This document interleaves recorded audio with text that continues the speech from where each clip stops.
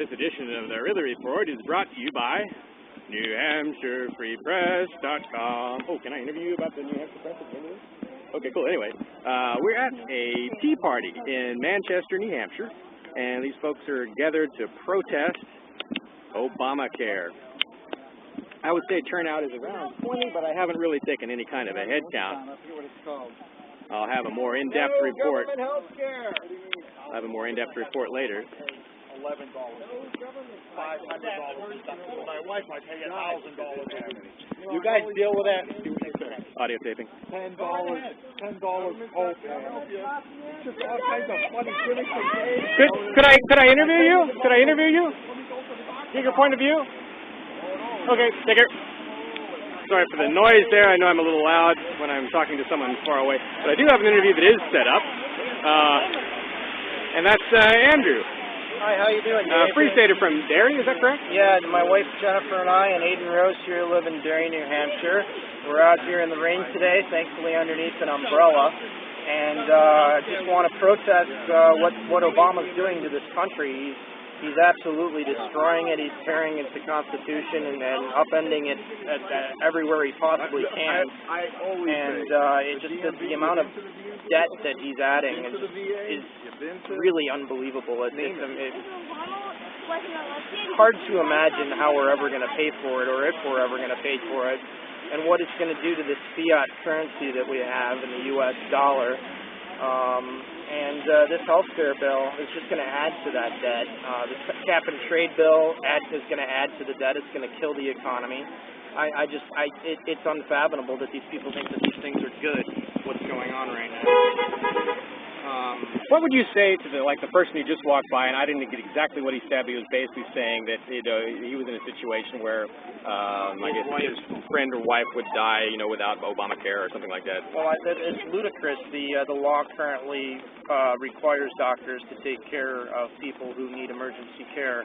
I think that it's incumbent on those people who receive that care to pay for it as well.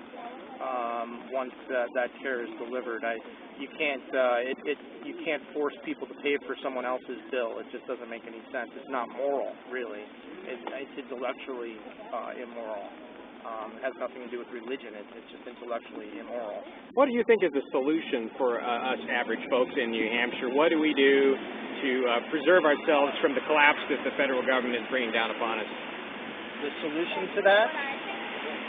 We need to, stand up, declare our sovereignty under the 10th Amendment. That does not mean to secede from the Union of the United States. I think we have to remain part of the United States, but we do need to pass a law that declares our sovereignty and gives that law teeth by arresting federal agents who try to enforce unconstitutional laws in our state. And if we do that successfully, I think that it's going to get noticed on the national stage. Other states like Oklahoma, like Texas, like South Dakota are going to do the same thing. And it's just going to spread. I'm still recording you, even though I'm not aiming at you. Okay. How effective do you think these tea parties are, Andrew? Well, I don't know that too many people are listening other than our fellow citizens.